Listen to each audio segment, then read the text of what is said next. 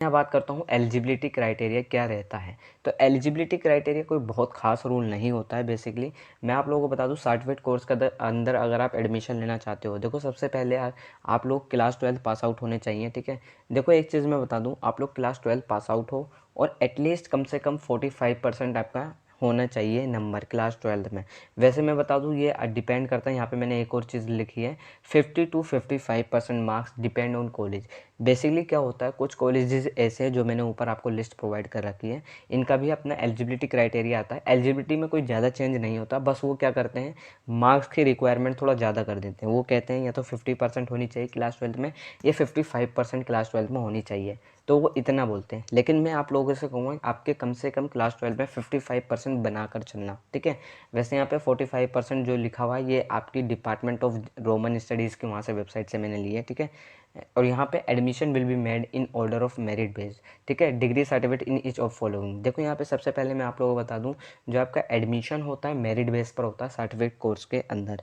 ध्यान से सुनो, सर्टिफिकेट कोर्स के अंदर मेरिट बेस पर एडमिशन होता है। ठीक है, आपके क्लास 12 के मार्क्स पर, जो आपकी क्लास 12 के नंबर आए हैं उसके भी आप पर एडमिशन होगा। आप अप्लाई करोगे, उसके बाद जो है मेरिट आती है कि अगर आपकी क्लास 12 में 99% है, 90% है, 75% है, 62% है, तो आपका एडमिशन हो जाएगा। वहाँ पे नेम मेंशन हुए थे, मैं अभी आपको आगे बताऊंगा एडमिशन प्रोसीजर में। ठीक है, फिर यहाँ पे अगर ग्रेजुएट कैंडिडेट, अगर आप देखो अगर आप फाइनल ईयर के स्टूडेंट हो तो अभी यहाँ पे आप क्लास 12 बेस ही माने जाओगे। लेकिन अगर आप ग्रेजुएट हो चुके हो किसी भी कॉलेज से, किसी भी यूनिवर्सिटी से, अगर आप ग्रेजुएट हो, आपके पास रिजल्ट आ गया है, तो आप ग्रेजुएट बेस पर अप्लाई कर सकते हो सर्टिफिकेट कोर्स के अंदर, फ्रेंच, जर्मन, स्पेनिश, जितनी भी लैंग्वेज है। ठीक है, और पोस्ट ग्रेजुएट हो गया तो आप पोस्ट ग्रेजुएट के बिहाफ पे, लेकिन आपका पूरा हो जाना चाहिए। ठीक है, अब यहाँ पे मैं आप लोगों को बता दूँ डिप्लोमा कोर्स के अंदर एलिजिबिलिटी क्राइटेरिया क्या होता है। डिप्लोमा कोर्स के अंदर एलिजिबिलिटी क्राइटेरिया ये होता है कि सबसे पहले आप लोग जो है यूनिवर्सिटी ऑफ दिल्ली यानी DU से सर्टिफिकेट कोर्स पास आउट होने चाहिए। ये चीज़ ध्यान रखो, DU अगर आप देखो माता सुंदरी कॉलेज में एडमिशन था आपका, तो ये भी DU के अंदर है। मतलब DU के जितने कॉलेजेस हैं, अगर आप वहाँ से part time foreign language course करते हो, जो मैंने ऊपर लिस्ट प्रोवाइड कर रखी है, उन कॉलेज से अगर आप सर्टिफिकेट कोर्स करते हो तो आप लोगों को यहाँ पे एडमिशन हो जाएगा डिप्लोमा कोर्स के अंदर मेरिट बेस पर। सर्टिफिकेट कोर्स के अंदर आप लेकर आ गए, मान लो मैं मान लेता हूँ सर्टिफिकेट कोर्स के अंदर आपके नंबर है 75%, आपने अचीव करा सर्टिफिकेट कोर्स के अंदर, certificate course in French language में।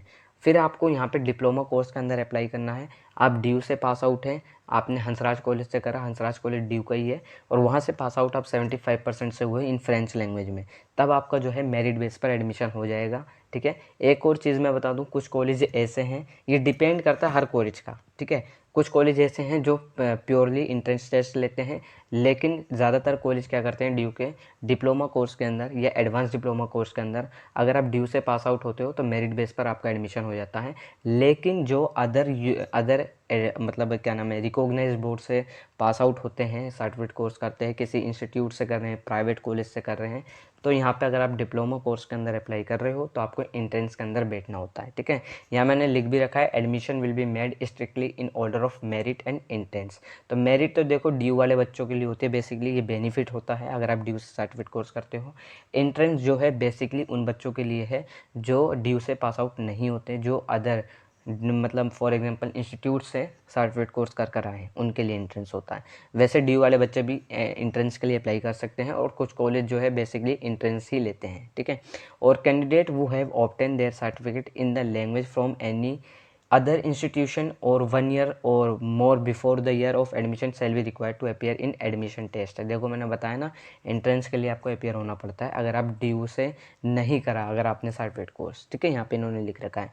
एडवांस डिप्लोमा के अंदर क्या को एडवांस डिप्लोमा के अंदर भी यही खासियत है, सेम चीज़ जो मैंने बताई है कि आप लोग क्या है, डिप्लोमा कोर्स के अंदर DU से पास आउट होने चाहिए। उसके बाद यहाँ पे आप लोगों का एडमिशन जो है मेरिट बेस पर होता है कुछ कॉलेजेस के अंदर। फिर यहाँ पे आप लोग चाहो तो एंट्रेंस के अंदर भी बैठ सकते हो। लेकिन अगर आप DU से पास आउट, आपने डिप्लोमा जो करा है सर्टिफिकेट, मतलब डिप्लोमा इन फ्रेंच लैंग्वेज आपने किसी प्राइवेट इंस्टीट्यूट से करा या फिर कोई गवर्नमेंट बॉडी थी लेकिन DU की नहीं है वो। ठीक है, अब वहाँ से अगर आप पास आउट होकर आए हो डिप्लोमा के अंदर, तो एडवांस डिप्लोमा के अंदर अप्लाई करने के लिए आपको एडमिशन टेस्ट देना होगा, यानी इंट्रेंस टेस्ट देना होगा, यहाँ लिखा है साफ तौर पे। और अगर आपने DU से पास आउट हुए हो फॉर एग्जांपल 2000 आप 23 में एडमिशन लोगे तो 2021 में आप लोग पास आउट हो गए थे, अब आपको 2023 में एडमिशन लेना है, 1 साल का गैप हो गया, तो गैप ईयर स्टूडेंट्स के लिए भी इंट्रेंस होता है, ये चीज़ ध्यान रखना, ठीक है। अब यहाँ पे मैं ये एक चीज़ बता दूँ, जो बच्चों के मन में सवाल है, क्या हम डायरेक्ट डिप्लोमा कर सकते हैं, क्या हम डायरेक्ट एडवांस डिप्लोमा कर सकते हैं आफ्टर 12th? इसका जवाब है नो। सबसे पहले फर्स्ट स्टेप होता है सर्टिफिकेट कोर्स, 1 साल का होता है। काफ़ी स्टूडेंट्स 1 साल बाद डिप्लोमा को कंटिन्यू नहीं करते हैं, एडमिशन नहीं लेते हैं, तो आपको सर्टिफिकेट कोर्स दे दिया जाता है, ठीक है। उसके बाद जब आपका सर्टिफिकेट रिजल्ट आता है सर्टिफिकेट कोर्स का, उसके बाद फिर आपको डिप्लोमा के लिए अप्लाई करना होता है। चाहे तो आप करो, चाहे तो आप ना करो, आपको सर्टिफिकेट दे दिया जाएगा ड्यू की तरफ से, ठीक है। यहाँ पे जब आपका डिप्लोमा हो जाएगा, आप फिर वही सेम चीज़ आएगी, आप करना चाहते हो तो एडवांस डिप्लोमा कंटिन्यू करो, अदरवाइज़ आपको डिप्लोमा का सर्टिफिकेट दे दिया जाएगा। आपको सर्टिफिकेट करो या ना करो, आपको सर्टिफिकेट उसी दिन दे दिया जाएगा जिस दिन रिजल्ट आएगा। उसका मतलब 2 से 3 महीने लगते हैं एक ओरिजिनल मार्कशीट बनने में, ठीक है। तो ये चीज़ ध्यान रखना। तो ये